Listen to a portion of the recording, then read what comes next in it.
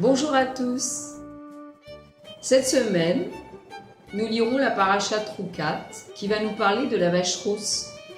Et le rabbi explique comme ça donc dans la Sikha que la date hébraïque en fait est composée de deux parties.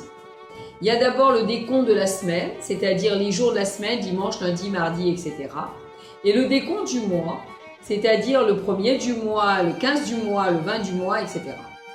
Et le décompte des jours de la semaine est lié au soleil, tandis que le décompte du mois est lié à la lune. Et comme nous le savons, en fait, tout est providence divine, et la providence divine est dans le détail du détail, dans la vie de chacun de nous et dans le monde. Et le décompte des jours de la semaine ne dépend pas de nous. Cela a été fixé par Akadosh Baruch Hu à la création. Et les jours de la semaine donc, dépendent du cycle solaire. Donc en fait, tous les jours, à une certaine heure, le soleil se couche et un autre jour à nouveau commence. Et nous arrivons donc à Shabbat, qui a été établi donc, par Akadosh Baruch Hu. Le décompte des mois de l'année nous a été demandé par Akadosh Baruch Hu quand nous sommes sortis d'Égypte. En d'autres termes, les jours de la semaine, c'est l'ordre naturel, c'est-à-dire que c'est le dévoilement d'Akadosh Baruch Hu dans le monde, selon la nature, c'est Alufo Shalolam. Et le décompte des mois symbolise justement le renouveau que le juif, chacun de nous donc amène dans la création, par le fait qu'il dévoile dans le monde un niveau d'Akadosh Baruch Hu qui est au-delà du monde, pour justement arriver à la Géoula Amitit Vashlema. Et nous voyons cela particulièrement ce Shabbat. Ce Shabbat qui est donc le Shabbat, c'est le 7e jour donc de la semaine, et nous serons le 10 du mois, le 10 Tammuz. Donc le 7e jour, il symbolise la plénitude de la création, puisqu'en fait le Shabbat nous recevrons tout d'en haut, et aussi les 7 midot, puisque Kadosh Baruch Hu a créé les jours de la semaine avec les 7 midot. Le dimanche est le Chesed, le lundi c'est la Gvura, pour arriver à Shabbat, donc qui est la Malchut. Et le 10 en fait symbolise le 10 du mois, il symbolise donc la plénitude qui vient du travail de chacun de nous, de faire descendre dans le monde la Chorma divine, qui comprend qui est la Chorma Bina Bedat.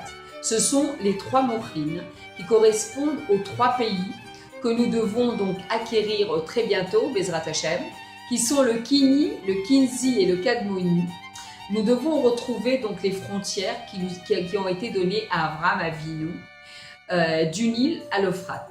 Et en plus, donc, il y a les 7 midot, qui sont les 7 pays qui ont déjà été conquis par Yoshua et Ezra.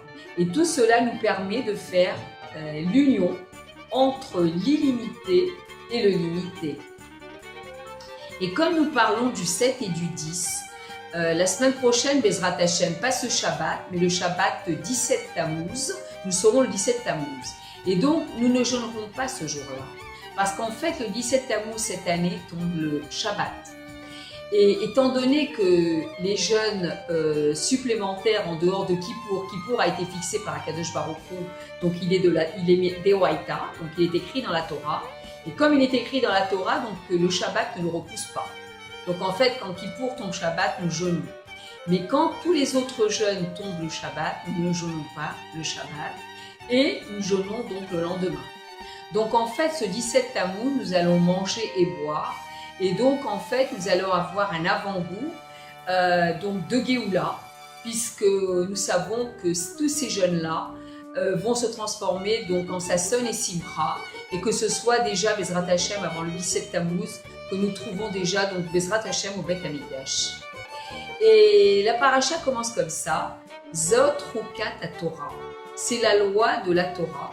Il s'agit donc de la vache rousse. Et la Chassidoute explique qu'il y a 2 niveaux dans la vache rousse. Il y a d'abord l'oratso, qui est justement de brûler la vache. Donc en fait on la brûle, c'est le mouvement donc de bas en haut. Et le shav, c'est de mettre justement les cendres dans l'eau vive dans un réceptacle, qui est le mouvement de haut en bas. Alors l'oratso, c'est le niveau du 10, c'est-à-dire c'est de sortir des limites du monde pour s'unir avec Kadosh Baruch Hu. Et le chef, c'est le 7, c'est-à-dire de faire le travail dans le monde. Nous prenons notre force dans la Torah. Et la Torah écrite et orale donne la force de dévoiler le bien apparent. Et la Torah cachée, qui est la Chassidoute, nous donne la force de dévoiler le bien qui est caché. C'est-à-dire qu'il est possible que nous nous trouvons dans une situation qui paraît à nos yeux pas très sympathique, mais même des fois un petit peu très obscure.